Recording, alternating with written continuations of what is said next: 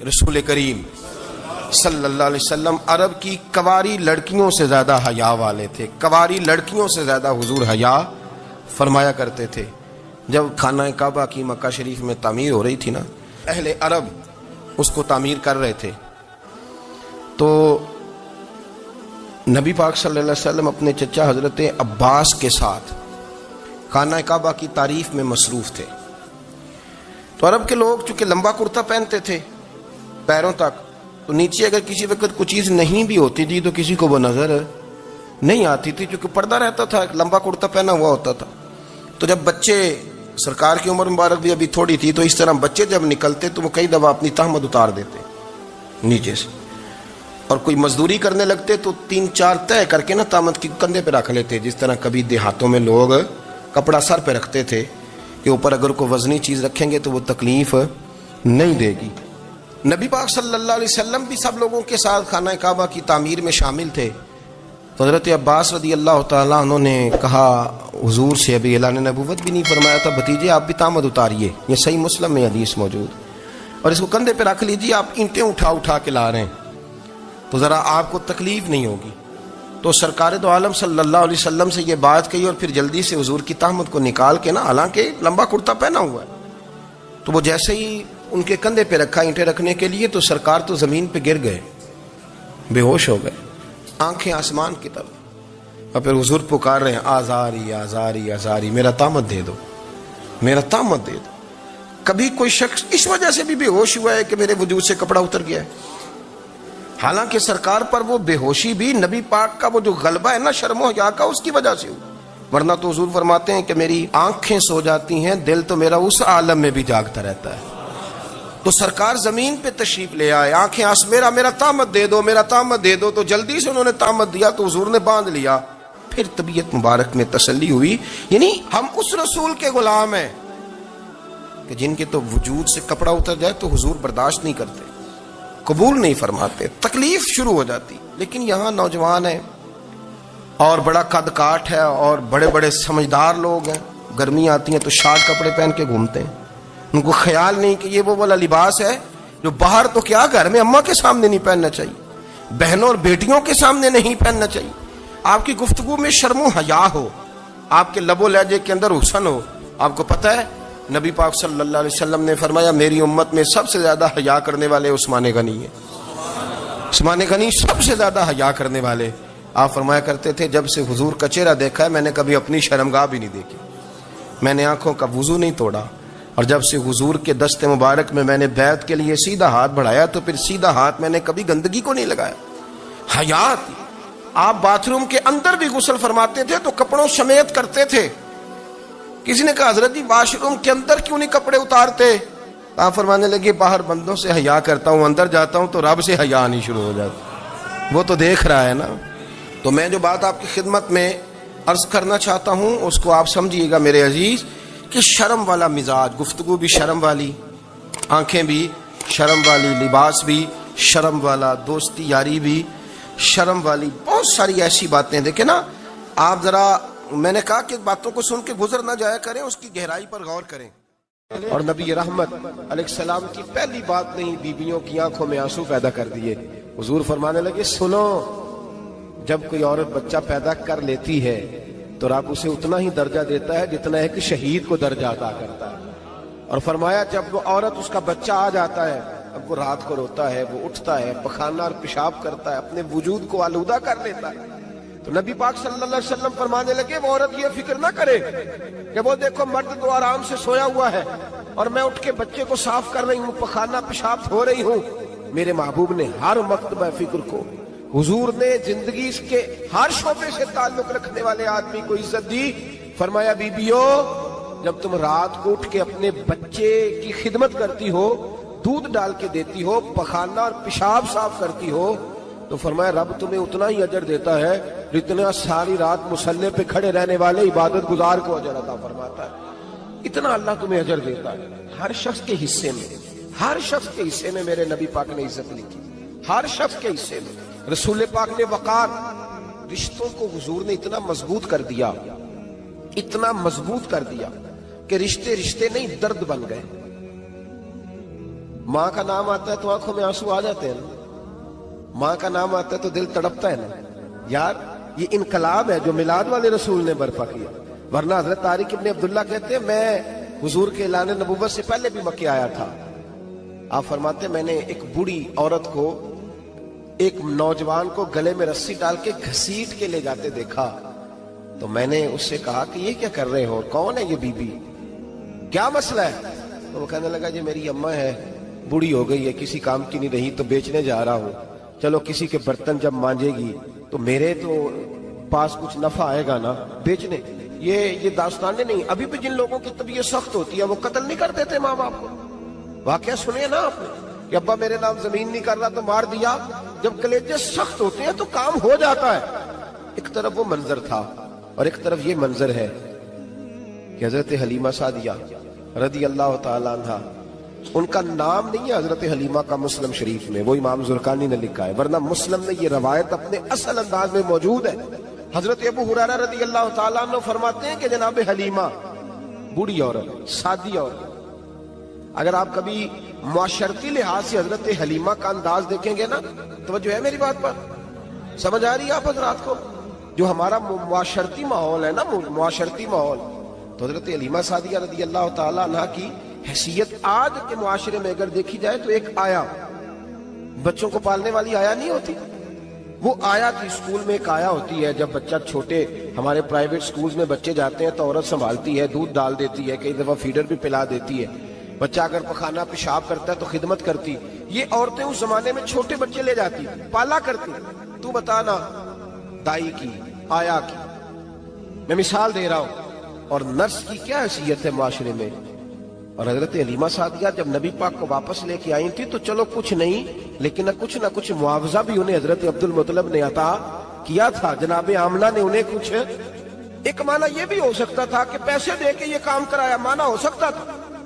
آج جو گھر میں اماں برتن دھوتی ہے اس کی کیا حیثیت ہوتی ہے, وہ تو بیچاری جن برتنوں کو دھو کے ہمیں دیتی ہے, بعد میں انہی برتنوں میں ہم انہیں کھانا کھانے کی اجازت نہیں دیتے.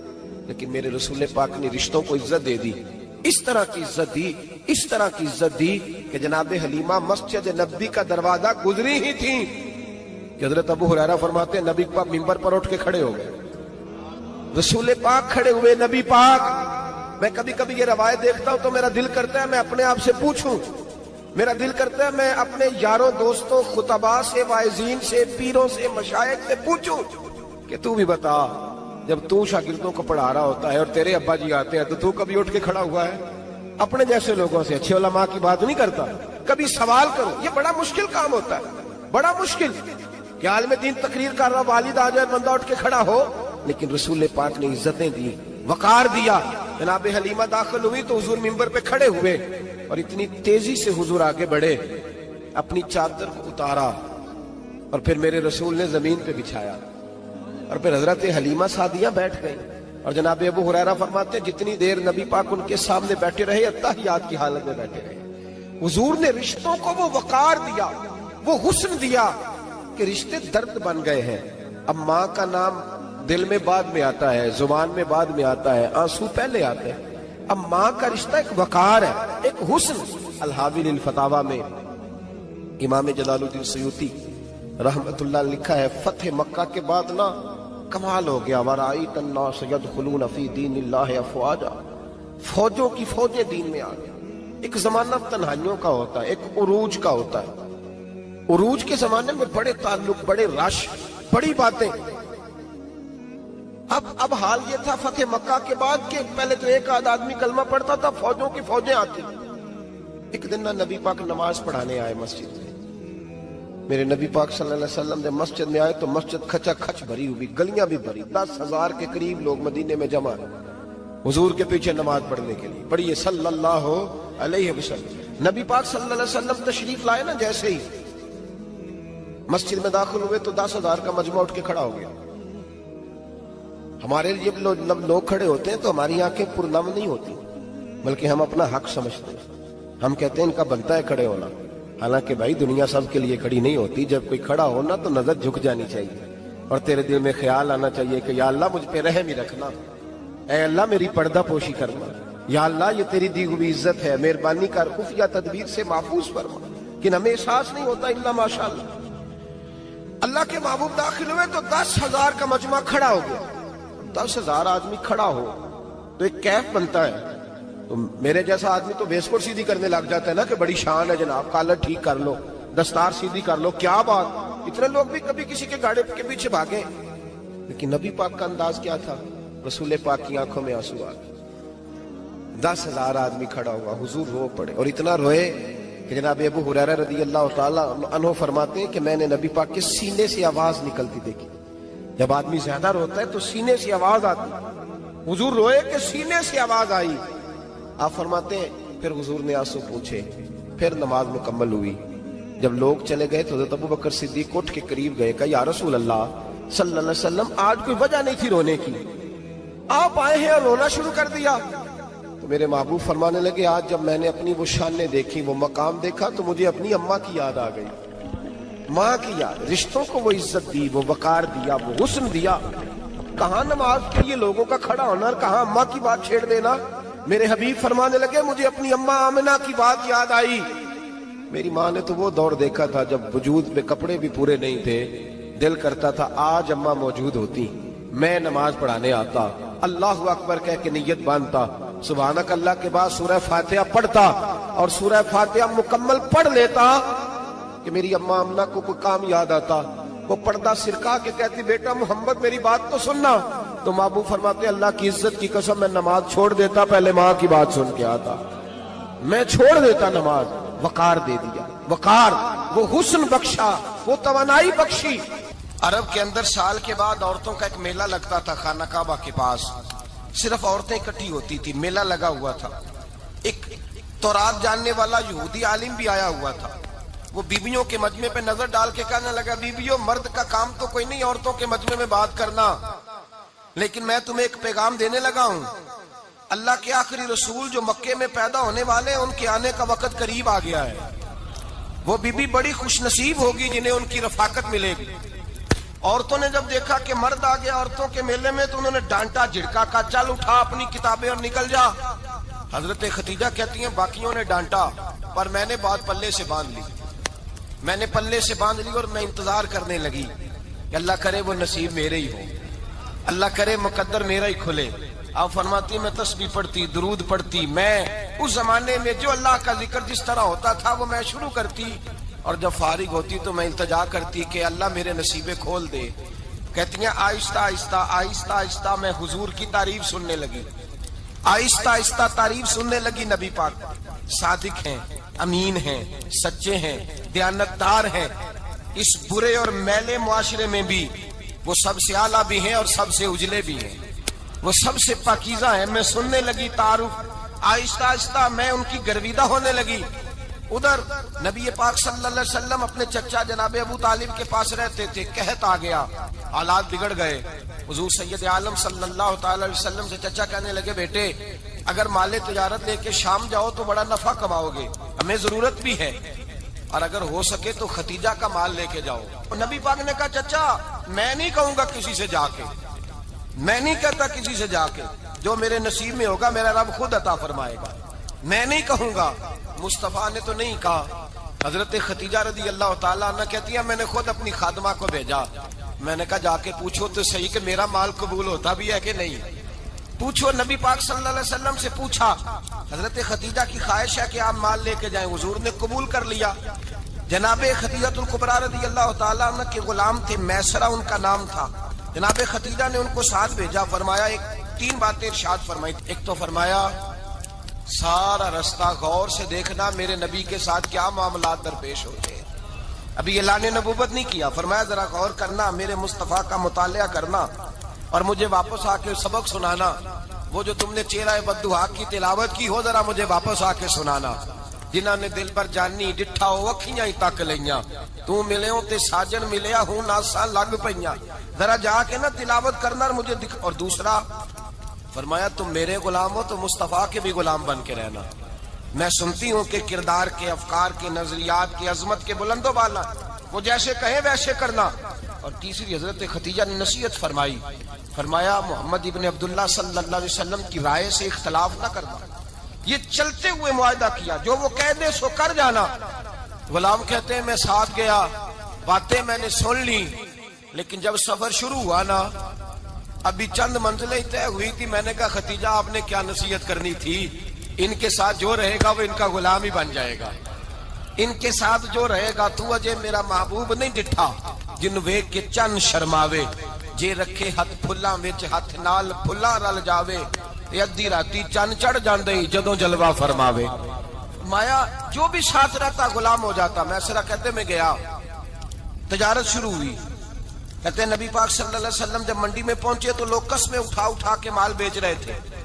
اللہ کے محبوب جب گئے نا تجارت کرنے تو ایک آدمی کہنے لگا چلو معاذ اللہ بتوں کے نام تھے لات و منات، کہنے لگا لات کی عزا کی منات کی قسم اٹھاؤ، تو نبی پاک فرمانے لگے ان کی قسم اٹھاؤں جن کا میں نام لینا بھی پسند نہیں کرتا۔ ابھی اعلان نبوت نہیں کیا، اور فرمایا ویسے بھی میں قسم دے کے مال نہیں بیچتا، خریدنا ہے تو خریدو، نہیں خریدنا تو نہ خریدو۔ کہتے ہیں لوگ قسمیں اٹھا اٹھا کے پیچھے جاتے تھے، پر میرے نبی جس سے روک پھیرتے تھے وہ نبی پاک کے پیچھے ہو جاتا تھا۔ ماتے کئی گنا زیادہ نفع کمایا۔ ہم رستے میں تھے، حضور ایک درخت کے نیچے آرام کرنے لگے، ایک عیسائی راہب غار میں بیٹھا تھا، نکل کے آ گیا، مجھ سے کہنے لگا مجھے وہ جانتا تھا، میں سنا یہ کس کو ساتھ لائے، یہ کون ہے؟ میں نے کہا اہل قریش کے ایک معزز آدمی ہے۔ کہنے لگے یار جس درخت کے نیچے یہ لیٹے ہوئے ہیں یہاں عام آدمی نہیں لیٹ سکتا، یہاں وہی لیٹے گا جو اللہ کا سچا رسول ہوگا، یہاں دوسرا کوئی لیٹ ہی نہیں سکا، یہ رسول ہے، ان کا خیال رکھنا، خیال رکھنا۔ کاش میں اس وقت تک زندہ رہوں جب یہ نبوت کا اعلان کریں۔ میسرہ کہتے ہیں میں غلام ہو گیا، نبی پاک صلی اللہ علیہ وسلم کی ادائیں مجھے بھانے لگی۔ جب واپسی پہ نکلے تو گرمی بڑی شدید تھی، فرماتے ہیں جب دھوپ تیز ہوتی تو بادل کا سایہ آ کے حضور پہ سایہ کر دیتا، بادل کا ٹکڑا نبی پاک پہ۔ اللہ جانے کہاں بیٹھ کے لوگوں نے کتابیں پڑھی ہیں جو کہتے ہیں 40 سال کے بعد نبی بنے تھے، پتہ نہیں کہاں بیٹھ کے کتابیں پڑھی ہیں۔ ہم نے تو جو سیرت پڑھی ہے وہ بتاتی ہے کہ تیری حیات پاک کا ہر لمحہ پیغمبر لگے، ہر لمحہ پیغمبر لگے۔ یہاں تو وہ لوگ جو کئی سال پہلے 20 اور 25 سال پہلے حضور سید عالم صلی اللہ علیہ وسلم کی رفاقت میں رہے وہ اعلان کر رہے ہیں، لوگ پتہ نہیں کہاں بیٹھ کے کتابیں پڑھتے ہیں، کہاں بیٹھ کے۔ میرے نبی پاک سے صحابہ نے پوچھا حضور آپ کب نبی تھے؟ فرمایا ابھی آدم کی مٹی گوندی جا رہی تھی، ابھی آدم کی مٹی گوندی جا رہی تھی، میں تب بھی اللہ کا رسول تھا۔ میرے بھائی نبی رحمت سید عالم صلی اللہ علیہ وسلم کے غلام حضرت ختیجہ کے غلام کہتے ہیں واپس آیا، اور پہلے بھی کئی دفعہ حضرت ختیجہ کا مال گیا تھا، بڑے نفع آئے تھے، پر جو نفع اس سال آیا وہ پہلے کبھی نہیں آیا تھا۔ کہتے ہیں مجھ سے حضرت ختیجہ کی سہیلی بھی بیٹھی تھی، میں بھی آ گیا، اور جناب ختیجہ کی سہیلی کہنے لگی چل مال کے بارے میں کچھ بتا، کتنا بکا؟ میں نے کہا مال چھوڑو مصطفیٰ کی سنو، اور پھر کہتی چلو ٹھیک ہے، بادل سایہ کرتا تھا، چلو ٹھیک ہے، تم سے راہب نے پوچھا تھا یہ صحیح ہے، انہوں نے تیری سارے رستے بڑی خدمت کی، تیرا بڑا خیال رکھا، پر یہ بھی بتا تجارت کیسے ہوئی؟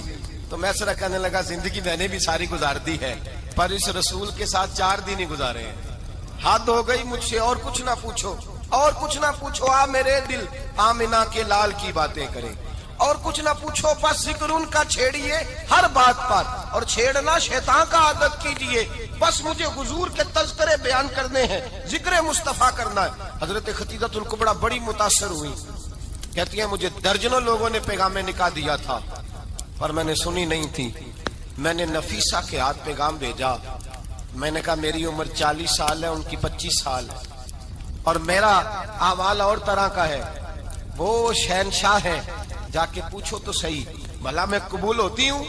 پوچھو۔ نفیسہ کہتی ہیں میں آئی تو وہ خاتون جن کے لیے لوگ بڑے بڑے قریش پیغام دیتے تھے پیغام لے کے آئی، تو رسول پاک نے عجیب رنگ بیان کیا اپنی سیرت کا۔ جب میں پہنچی میں نے کہا ختیجہ نکاح کرنا چاہتی ہیں؟ نفیسہ کہتی ہے میرا خیال تھا کہ کوئی اور ہوتا تو کرسی سے اٹھ کھڑا ہوگا، فوراً کہے گا اچھا جلدی کرو بات کرو۔ جب میں نے آ کے کہا نا حضور ختیجہ نکاح کرنا چاہتی ہے، تو نبی پاک نے میری طرف دیکھا، فرمایا وہ کہتی ہیں کہ تم کہتی ہو؟ کہا وہ کہتی ہیں، تو حضور نے فرمایا ٹھہر جاؤ میں اپنے چچا سے پوچھ کے بتاؤں گا، میں مشورہ کروں گا، میں پوچھ کے بتاؤں گا۔ آج بچوں کو کچھ سبق بڑے یاد ہیں، کہتے ہیں پسند کی شادی کرنا حضرت صاحب ناجائز ہے، پسند کی شادی کرنا کوئی ناجائز ہے؟ اور میں نے کہا بھائی صرف ایک ہی جائز چیز رہ گئی اور کوئی شے جائز نہیں، یہ ایک ہی جائز چیز ہے جس کا فتویٰ سارے نوجوان پوچھتے پھرتے ہیں، سارے رانجے بنے پھرتے ہیں، مجنوں بنے پھرتے ہیں، سارے مئی وال ہو گئے۔ اللہ پاک کو ہدایت کی توفیق عطا فرمائے۔ سارے اس بری لت کا شکار ہو گئے۔ او بھائی، نبی پاک سوائے خدا کے کسی کے پابند نہیں، لیکن میرے مصطفیٰ نے اپنی امت کو یہ درس دیا ہے کہ جو بڑوں کے شفقت کے سائے میں چلتا ہے اللہ اس کی مدد فرمایا کرتا ہے۔ تجھے کیا پتا تیرا اچھا بھلا کس بات میں؟ کہا نکاح کرنا چاہتی ہوں، فرمایا چچا سے پوچھ کے بتاؤں گا۔ خدیجہ رضی اللہ تعالی عنہ کہتی ہیں انہوں نے پوچھا، جناب ابو طالب کہنے لگے یہ تو خوش قسمتی ہے کہ ہمیں ایسی بہو مل جائے جس کے کردار میں، افکار میں، نظریات میں اتنی نفاست۔ مصطفیٰ کریم کے ساتھ نکاح ہوا، قربان جائیں۔ حضرت خدیجہ الکبریٰ کی شادی ہوئی تو بھائی بڑا مشکل ہوتا ہے، بڑا مشکل ہوتا ہے اپنے آپ کو ڈھالنا، لیکن جناب خدیجہ کی زندگی اٹھا کے دیکھو۔ میں یہ نہیں کہہ سکتا وہ کروڑ پتی تھی، ارب خرب کی میں بات ہی نہیں کر سکتا، اور 20 نوکرانیاں تھیں ان کے پاس، درجنوں ان کے پاس غلام تھے، لیکن جب رسول اللہ کے دروازہ نور پہ آئی ہیں، انہوں نے میرے نبی کے گھر میں جھاڑو بھی دیا ہے، انہوں نے حضور کے کپڑے بھی دھوئے ہیں، انہوں نے رسول اللہ کے لیے اپنے ہاتھوں سے کھانا بنایا، انہوں نے دیکھا کہ نبی پاک صلی اللہ علیہ وسلم کو دولتوں سے، تجارتوں سے، سرمایہ سے پیار نہیں، جتنی دولت تھی شام کو لا کے قدموں میں رکھ دی، کہا محبوبہ جب میں تیری ہوں تو میری ہر شے ہی آپ کی ہے۔ چند دنوں میں حضور نے ساری چیزیں دے دی اللہ کے رستے میں، ہر چیز نبی پاک نے دے دی۔ حضرت خدیجہ الکبریٰ کا حال یہ تھا کہ ایک جوڑا رہ گیا، کئی جگہ سے پیوند لگے ہوئے، میں گڈی ہاتھ ڈور سجن دے او جنج رکھے اونج رہنا ہے، واجب نہیں جے بیچ شریعت مندہ قسم نو کہنا، بس ٹھیک ہے جس حال میں محبوب راضی ہیں۔ کہا ہر چیز قدموں میں رکھ دی اور حضور کے ہر رشتے کا خیال کیا، نبی پاک کی ہر خواہش کا۔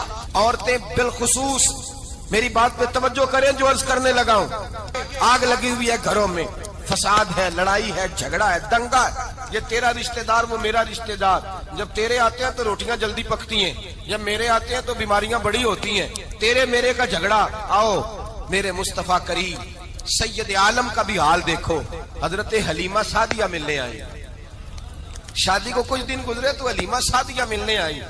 حضرت حلیمہ سعدیہ سگی اماں نہیں، رضائی اماں ہے، یہاں تو سگی اماں برداشت نہیں ہوتی، سگی اماں، اور وہ بہو سوچتی نہیں بات کرتے ہوئے، سوچتی نہیں، وہ سوچتی نہیں کہ کس کے بارے میں بات کر رہی ہے، اسے پتہ ہی نہیں کہ تجھے تو پلا پلایا یہ ملا ہے نا۔ کبھی اس کی اماں سے پوچھ اس نے کتنی تکلیفیں برداشت کی، اس سے پوچھ کس دقت میں، کس آزمائش میں اس بچے کو پروان چڑھایا ہے۔ تو آج مالک بنی ہے تو تو رنگ ہی بدل گئی ہے، اور بچہ بھی بیوی کے ساتھ مل کر کے اماں کی غیبت کرتا ہے، سوچتا ہی نہیں کہ بات کس کی ہو رہی ہے، اسے خیال ہی نہیں آتا۔ حضرت حلیمہ سعدیہ رضائی ماں ہے، جب تشریف لائیں تو مصطفیٰ کریم نے فرمایا خدیجہ یہ میری اماں ہے۔ جناب حلیمہ سعدیہ کہتی ہیں میں گھر میں رہی، میری خدمت کی، مجھے کھانا پکا کے دیا، بستر بچھا کے دیا، کپڑے لے کے دیے، اور جب میں جانے لگی تو کہنے لگی آپ میرے مصطفیٰ کی اماں ہیں، پہلی دفعہ آئی ہیں، تھوڑا سا تحفہ نہ دے دوں؟ میں نے کہا جیسے مرضی۔ حضرت حلیمہ کہنے لگی تو جناب حلیمہ سعدیہ کو 40 بکریاں اور 1 اونٹ تحفے میں عطا فرمایا۔ اور یہ جو بی بی آ کے مالک بنی ہے نا، آج جس درخت کی چھاؤں میں تو بیٹھی ہوئی ہے نا، اگر تو سمجھے تو اصل احسان اس ماں کا ہے جس نے یہ پروان چڑھا کے تجھے دیا ہے، اصل نیکی اس اماں کی ہے جس نے تیرے سر پہ یہ سرتاج رکھا ہے، اور تو اس ماں کو ہی بھول گئی ہے۔ اور شکوہ بہو سے نہیں، شکوہ اس بیٹے سے ہے، بیٹے سے ہے جو علیحدہ بھی ہونے لگا تھا تو اماں سے علیحدہ ہو گیا ہے، جس نے سوچا ہی نہیں کہ ماں کے ہاتھ اٹھ جائیں تو عرش کا مالک کہتا ہے فرشتوں سے کہ پیچھے ہٹ جاؤ، ماں اور باپ اولاد کے لیے جو مانگے گے میں فوراً عطا کروں گا، تجھے پتہ ہی نہیں۔ اور ادھر رسول پاک کا کیا حال ہے، کہتے ہیں وہ تیرے رشتہ دار ہیں، تیرے بہن بھائی ہیں، تو جا میں تجھے دروازے پہ چھوڑ آؤں گا، تو مل ان سے، میں نہیں ملتا، میں صاحب ہوتا ہوں، میرا ان سے کیا لینا دینا۔ حضرت خدیجہ کے بھائی نہیں تھے، نبی پاک صلی اللہ علیہ وسلم کے سسر حیات نہیں تھے، 2 بیٹے تھے حضرت خدیجہ کے، اور وہ دونوں بیٹے پچھلے خامن سے تھے۔ ذرا عقل کی کسوٹی پر تولیے گا کہ کسی بی بی کے بیٹے ہوں اور پچھلے خامن سے ہوں، اس آدمی کا رویہ کس طرح کا ہوتا ہے، لیکن میرے رسول پاک کا رویہ اس طرح کا تھا۔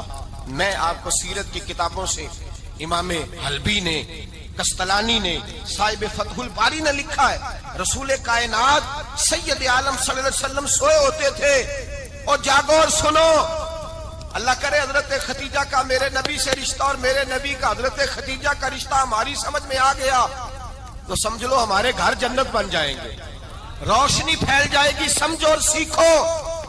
حضرت عائشہ صدیقہ فرماتی ہیں نبی پاک سو جاتے تھے نا دوپہر کو تو کہتی تھی مولا علی سے لے کر ابو بکر صدیق تک کسی کی طاقت نہیں ہوتی تھی حضور کو آ کے بیدار کرے، سوء ادب سمجھا جاتا تھا۔ اور میں ایک جملہ آگے بڑھا کے کہوں گا، میں کہوں گا اماں جی آپ تو مولا علی سے لے کر ابو بکر صدیق تک فرماتی ہیں نا، ہمارا تو عقیدہ یہ ہے کہ مصطفیٰ سو جائے تو جبریل بھی نہیں جگا سکتے، وہ بھی نہیں آ سکتے، وہ بھی ہاتھ باندھے کھڑے ہیں کہ مولا کیسے جگاؤں، حضرت جبریل بھی نہیں جگا سکتے۔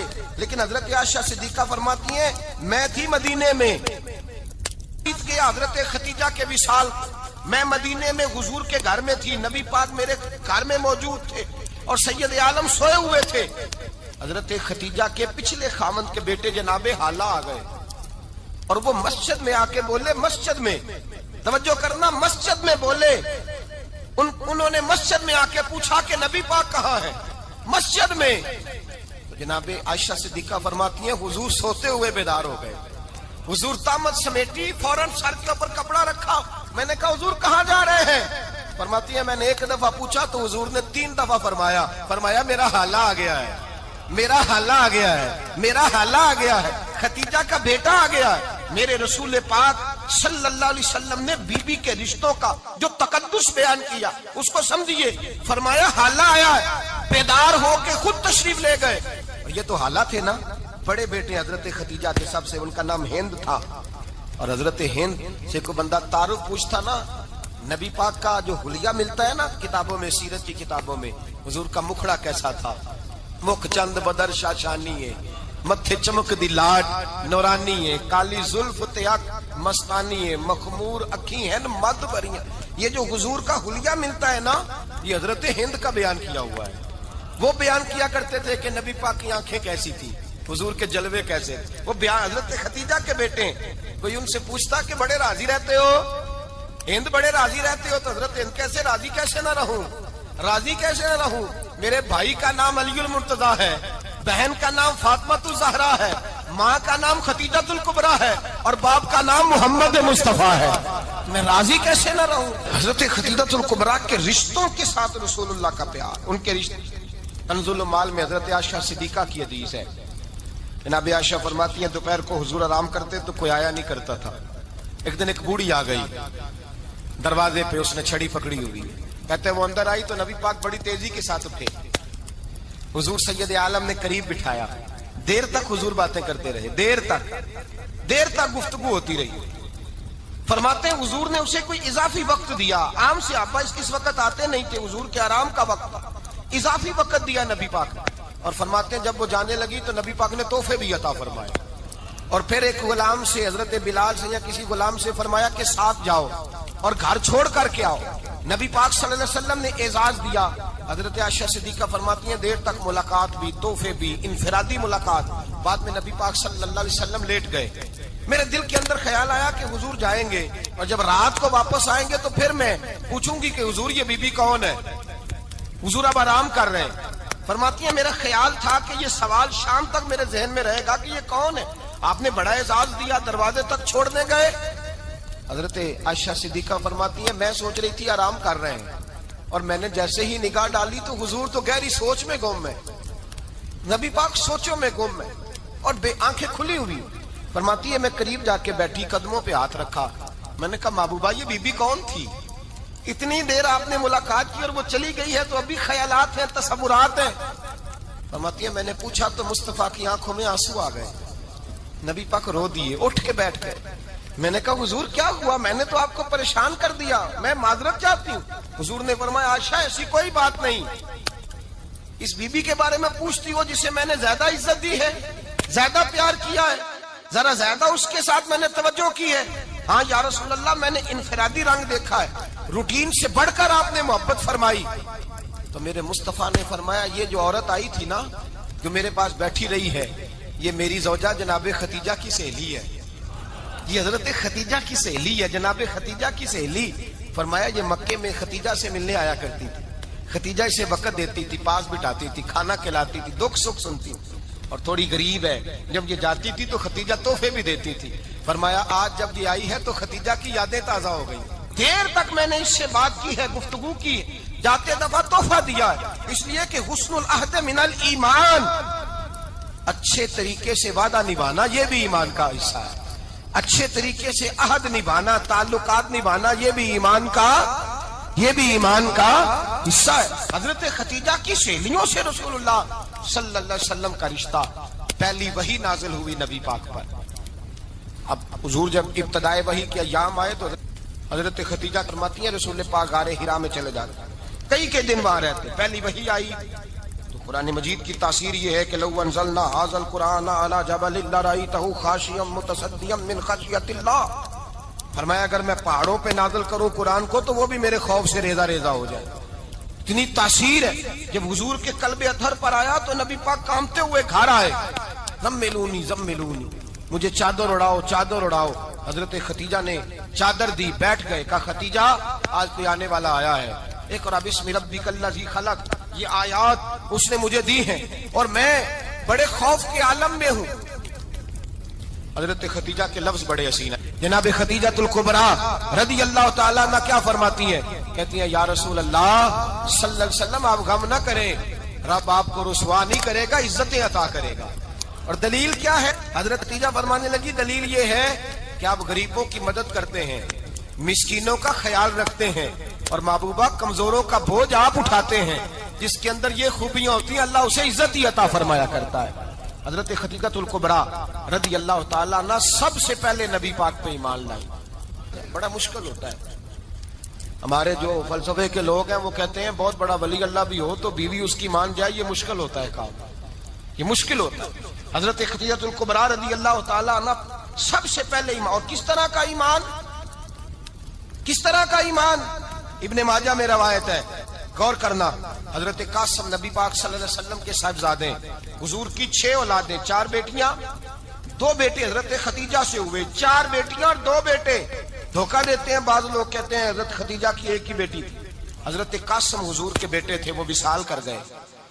حضرت خدیجہ ابھی دودھ پلاتی تھی کہ شہزادے پردہ کر گئے. ایک دن گھر میں بیٹھی ہوئی تھی تو کہنے لگی یا رسول اللہ صلی اللہ علیہ وسلم میرے بیٹے قاسم کے حصے کا دودھ میرے وجود میں بھر آیا ہے، کاش میرا رب اتنا موقع دیتا کہ میرا بیٹا مدت رضاعت ہی پوری کر لیتا، وہ دودھ پی لیتا. نبی پاک نے فرمایا خدیجہ تو غم نہ کر، اللہ تبارک و تعالیٰ نے تیرے بیٹے کی مدت رضاعت جنت میں پوری کر دی ہے، جنت میں پوری کر دی ہے. اور نبی پاک نے اپنا اختیار بیان فرمایا ابن ماجہ میں. رسول پاک نے فرمایا اگر تو کہے تو میں یہاں بیٹھے بیٹھے تجھے تیرے بیٹے کی آواز سناؤں، عرض کروں رب کی بارگاہ میں ابھی تجھے سناؤں تیرے بیٹے کی بات، ابھی وہ جنت میں بولے. لطف نہیں آیا آپ کو اس بات کا؟ میں ابھی سناؤں تجھے بات، سیاستہ کی روایت، ابھی سناؤں تیرا بیٹا بولے گا جنت میں، آواز یہاں مکے میں آئے گی، سناؤں. بڑے لوگ کرامت دیکھنا چاہتے ہیں، معجزہ دیکھنا چاہتے ہیں، کہتے نہیں میں تو وہ دیکھ کے آؤں گا. کہا سناؤں. حضرت خدیجہ کا ایمان دیکھیں، کہنے لگی محبوبہ مجھے سننے کی کیا ضرورت ہے، میں خدا کو بھی مانتی ہوں، محمد مصطفیٰ کو بھی مانتی ہوں، میں بن دیکھے ہی مانتی ہوں، بن دیکھے ہی مانتی ہوں، مجھے سننے کی ضرورت آپ نے کہہ دیا تو سو ہو گیا، مجھے حاجت. حضور کہہ رہے ہیں اگر تو کہے تو دعا کروں، التجا کروں، ابھی آواز اللہ سنا دے، ابھی سناؤں. حضرت خدیجہ کہتی ہے نہیں حضور میں بن دیکھے ہی، میں ان لوگوں میں سے نہیں ہوں جو پہلے دیکھ داکھ کے آئیں، پلٹ کے آئیں، دیکھ کے سودا کریں، میں تو ان لوگوں میں سے ہوں جو بن دیکھے مانا کرتے ہیں. یؤمنون بالغیب کی قائل رسول اللہ صلی اللہ علیہ وسلم پہ ایمان لائی. اور پھر نبی پاک صلی اللہ علیہ وسلم نے جیسا کہا حضرت خدیجہ نے ویسا کیا. اور حضرت عائشہ کی روایت ایسی بھی ملتی ہے، جناب عائشہ سے کسی نے پوچھا تھا کسی نے جنت کی نعمتیں بھی کھائی ہیں؟ تو حضرت عائشہ کہنے لگی ہاں، ایک دفعہ نبی پاک نے جنت کے انگوروں کا خوشہ توڑ کے حضرت خدیجہ کو کھلائے تھے. وہ انگور وہاں سے توڑ کے جناب خدیجہ کو حضور نے انگور کھلائے. نبی پاک صلی اللہ تعالی علیہ وسلم پر ایمان لائی. ہر موقع پر حضور کا ساتھ دیا، تکلیفیں دیکھی، آزمائشیں دیکھی. حضرت خدیجہ کا جو وقت حضور کے ساتھ گزرا ہے نا، وہ سارا آزمائشوں کا وقت. 15 سال شادی کو ہوئے تو نبی پاک نے اعلان نبوت کیا، باقی کے 10 سال 25 سال کی رفاقت رہی. سخت مسئلہ تھا، کفار کی مخالفت، بہت زیادہ مال تھا، پھر غربت آئی، پورا مکہ سلوٹ کرتا تھا، پھر وہ سارا شہر مخالفت کرنے لگا. حضرت خدیجہ الکبریٰ ڈٹ کے رسول اللہ کا ساتھ دیتی، ہر موقع پر کسی جگہ شکوہ نہیں کیا. یہاں عورتیں بول پڑتی ہیں، کہتی ہیں جب سے تیرے گھر آئی ہوں سکھ نہیں دیکھا، جب سے یہاں آئی ہوں کچھ نہیں دیکھا، جب سے یہاں آئی ہوں بڑی آزمائش میں ہوں. حضرت خدیجہ الکبریٰ مال لے کے آئی ہیں، لیکن انہوں نے دیکھا کہ مصطفیٰ کو غریبی پسند ہے تو غریب ہو گئی. جیم جان دا کچھ وسا نہیں ہوں، جان یار نو دے تے شاد ہو جا، اسے دل دے ہیں فساد سارے، دل دربر نو دے تے آزاد ہو جا. جیو رکھے آباد تے رو وسدا، تے جدو کرے برباد ہو جا. کہا یا رسول اللہ جس بات میں آپ راضی ہیں میں بھی اسی بات میں راضی ہوں. جناب خدیجہ رضی اللہ تعالیٰ عنہ مکمل وقت رسول اللہ کا ساتھ دیا. شیب ابی طالب کے 3 سال قید میں گزارے. جس عورت نے ساری زندگی مال دیکھا ہو، اعلیٰ سے اعلیٰ کھانا کھایا ہو، بڑے گھر میں وقت گزارا ہو، قیدی ہو کے وقت گزارا. اور آپ اگرچہ قریش میں سے تھی لیکن جس شاخ سے حضور تھے بنو ہاشم اس میں سے نہیں تھی آپ. حضرت خدیجہ رضی اللہ تعالی عنہا یہ کہہ سکتی تھی کہ یہ بائیکاٹ جو 3 سال مکے والوں نے کیا اور ایک چھوٹی سی وادی میں قید کر دیا ہے بنو ہاشم کو، تو یہ میرا بائیکاٹ نہیں ہے. نبی پاک صلی اللہ تعالی علیہ وسلم نے اجازت بھی دی کہ اگر تم چاہو تو علیحدہ رہ سکتی ہو، بائیکاٹ تو میرا ہے. لیکن حضرت خدیجہ نے کہا نہیں، تیرے قدموں میں رہوں، غیر کی ٹھوکر پہ نہ ڈال، جھڑکیاں کھاؤں کہاں چھوڑ کے صدقہ تیرا، اور تیرے قدموں میں جو ہے وہ غیر کا منہ کیا دیکھے، کون نظروں پہ چڑھے دیکھ کے تلوا تیرا. کہ حضور میں نے نہیں جانا. 3 سال پتے کھا کے وقت گزارا، 3 سال پانی پی کے وقت گزارا. آپ فرماتی ہیں کئی راتیں ایسی بھی گزری جن میں خدیجہ نے کھایا ہی کچھ نہیں، وقت گزار دیا، زندگی گزار دی. 3 سال ایک لمحے کے لیے شکایت نہیں کی. او بھائی ایسی وفادار ماں کا تو روز ذکر ہونا چاہیے. ایسی اعلیٰ حضرت فرماتے ہیں حق گزارے رفاقت پہ لاکھوں سلام، حق گزارے رفاقت پہ. اچھا میں دعا کرنے لگا ہوں کہ آپ سارے حضرت خدیجہ پہ سلام پڑھیں. حق گزارے رفاقت پہ لاکھوں سلام، لاکھوں سلام. حضرت خدیجہ الکبریٰ رضی اللہ تعالیٰ عنہ نے حق ادا کیا. سیدی ماں، پہلی ماں، کہف امن و امان، حق گزارے رفاقت پہ لاکھوں سلام. حضرت خدیجہ الکبریٰ رضی اللہ تعالی حق ادا کیا. 3 سال کا وقت سوشل بائیکاٹ کا وقت تھا، سوشل بائیکاٹ. لیکن حضرت خدیجہ الکبریٰ نے حضور کے ساتھ ٹائم گزارا. بائیکاٹ ختم ہوا، آسانی کا وقت آیا تو خدیجہ بیمار ہو گئی. ام المومنین سیدنا خدیجہ رضی اللہ تعالیٰ عنہ علیل ہوئی، علالت شدید ہوئی تو نبی پاک آ کے سرانے بیٹھے. قربان جاؤں آج لوگ اتنی نوکری نہیں کرتے جتنا احسان جتلاتے ہیں. کہتے ہیں وہ فلاں مولوی صاحب کو روٹی میں دیا کرتا تھا، وہ فلاں آدمی کے ساتھ اس کو تو آگے پہنچایا ہی میں نے. کریڈٹ پکڑ کے لوگ اپنے کھاتے میں ڈالنے کے چکر میں ہوتے ہیں. لوگ اس قدر زیادہ پیار نہیں کرتے جتنا جتلاتے ہیں. حضرت خدیجہ الکبریٰ نے سکھایا ہے انداز امت کو کہ وفا کیا ہوتی ہے. حضرت خدیجہ نے ساری زندگی نوکری کی، ساری زندگی وفا کی. وقت وصال آیا، حضور کو بلایا. اللہ کے محبوب تشریف فرما ہوئے. صاحب ابن شام کہتے ہیں حضرت خدیجہ رو پڑی، کہنے لگی محبوبہ میں نبی کی بیوی تھی، میں خدمت کا حق نہیں ادا کر سکی، کوئی غلطی ہو گئی ہو تو مجھ سے درگزر کر دیا جائے، مجھے معاف کر دیا جائے. یہ کہہ کے رونے لگی. نبی پاک نے فرمایا تو غلطی کی بات کرتی ہے، خوش ہو جا، میرے رب نے وعدہ فرمایا ہے کہ تو دنیا میں بھی میری بیوی ہے تو جنت میں بھی تو ہی میری بیوی بنے گی. وعدہ کیا ہے اللہ تبارک و تعالی، میں نے تجھے پسند کیا ہے، جنت میں بھی تو ہی میری بیوی ہے. میرے نبی کریم سید عالم صلی اللہ علیہ وسلم نے حضرت خدیجہ الکبریٰ رضی اللہ تعالیٰ عنہ سے اس قدر زیادہ. حضرت عائشہ فرماتی ہیں اکثر گھر میں اکثر نبی پاک حضرت خدیجہ کا ذکر چھیڑ دیتے. یہاں تو آدمی بہن کا ذکر نہیں نہ کر سکتا بیوی کے سامنے، اماں کا ذکر نہیں کر سکتا، معاملہ خراب ہو جاتا، بڑا مشکل ہو جاتا، مشکل ہے. حضرت عائشہ صدیقہ بظاہر تو سوکن تھی نا، لیکن حضرت عائشہ بیان کرتی ہیں، کہتی ہیں نبی پاک سب سے زیادہ حضرت ختیجہ کا ذکر کرتے تھے گھر میں، اکثر ذکر ہو، ختیجہ یوں کرتی تھی، ختیجہ یہ کام اس طرح کرتی تھی، ختیجہ کا یہ رنگ ہوتا تھا، اس کا یہ طریقہ ہوتا تھا، اس کا یہ طرز حیات تھا، وہ ایسے چلتی تھی، وہ ایسے، اکثر حضور بیان کرتے۔ حضرت عائشہ فرماتی ہے مجھے رشک ہوتا، رشک، ناز کرتی میں، کیا مقدر ہے ختیجہ کی۔ کہتی ہے ایک دن نہ میں نے کہا ذرا بات تو کروں، کہتی ہے نبی پاک گوشت لائے، مجھے کہا عائشہ ذرا گوشت صاف کرو، پکاؤ اور ذرا شوربہ زیادہ کرنا۔ کہتی ہے میں نے وہ گوشت لیا، صاف کرنے لگی، میں نے کہا حضور شوربہ کیوں زیادہ کرنا ہے، مہمان آنے والے ہیں، کچھ لوگوں کو آنا ہے۔ تو نبی پاک نے فرمایا نہیں آنا تو کسی نے نہیں، مجھے پتا چلا مدینے میں ختیجہ کی کچھ سہیلیاں آئی ہیں، میرا دل کرتا ہے کچھ سالن بطور تحفہ ان کو بھی بھیج دوں، تو ذرا زیادہ پکانا، ختیجہ کی سہیلیوں کو میں نے سالن بھیجنا ہے، تحفہ دینا ہے۔ حضرت عائشہ کہتی ہیں ایک جملہ ہلکا سا، بے ضرر سا، بڑا دھیما سا، بچ بچ کے، بڑا اپنے آپ کو محتاط کر کے، میں نے کہا یا رسول اللہ صلی اللہ علیہ وسلم آپ ختیجہ کا ذکر بہت کرتے ہیں، حضور وہ تو عمر میں 15 سال بڑی تھی، یا رسول اللہ صلی اللہ علیہ وسلم اللہ نے آپ کو جوان اور خوبصورت بیویاں دی، آپ ختیجہ کا ذکر کرتے ہیں۔ فرماتی ہیں یہ بات کہہ کے میں خاموش ہو گئی، میرا خیال تھا جواب آئے گا، دیر ہو گئی، حضور جواب نہیں دیتے۔ کہتے ہیں میں نے یوں نظر اٹھا کے دیکھا تو چہرہ مبارک سرخ ہو گیا، اور رسول پاک نے فرمایا عائشہ آج بات کی ہے، آج کے بعد یہ بات نہ کرنا۔ میں نے کہا حضور کیا ہوا؟ فرماتے ہیں پہلے جلال تھا، پھر اچانک وہ جلال آنسو میں بدلا، اور حضور نے رو کے فرمایا عائشہ تم ساری بیویاں سکھوں کے وقت آئی ہو، ختیجہ تو میرے دکھوں کی ساتھی ہے، وہ تو میری آزمائشوں تکلیفوں کی ساتھی، اس نے تو میرے ساتھ وقت کٹھن بتایا، جب لوگ مجھے پتھر مارتے، میرے رستے میں کانٹے بچھاتے، میں پریشان ہو کے لوٹتا، اس کے ایک ہاتھ میں دودھ کا پیالہ ہوتا، ایک ہاتھ میں کھجوریں ہوتی، دودھ پلا کے، کھجور کھلا کے، بستر بچھا کے، روٹی دے کے کہتی محبوبہ غم نہ کرنا، اللہ بڑی عزتیں عطا فرمائے گا، اللہ بڑی شانیں عطا فرمائے۔